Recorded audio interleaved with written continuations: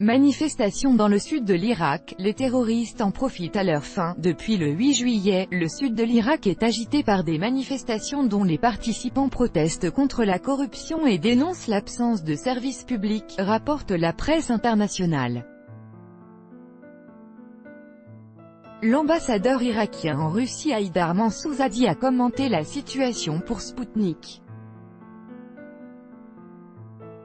Les gens qui manifestent à présent contre la mauvaise qualité des services publics dans la province de Bassora, riche en pétrole, dans le sud de l'Irak, ont parfaitement le droit de le faire en vertu de la constitution du pays, a déclaré à Sputnik l'ambassadeur d'Irak à Moscou Haïdar Mansouzadi. Le gouvernement irakien et les forces de sécurité du pays ont fait tout pour que ces manifestations se déroulent dans le calme.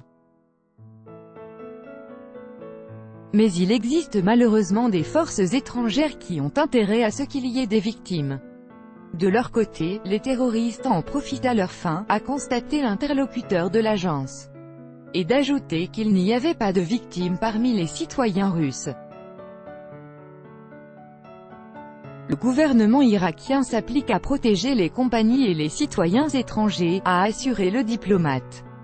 Selon ce dernier, le Premier ministre d'Irak Haïder al-Abadi, qui suit de très près l'évolution de la situation dans le sud du pays, a formé un comité spécial chargé d'étudier les revendications des manifestants afin de les satisfaire dans les meilleurs délais.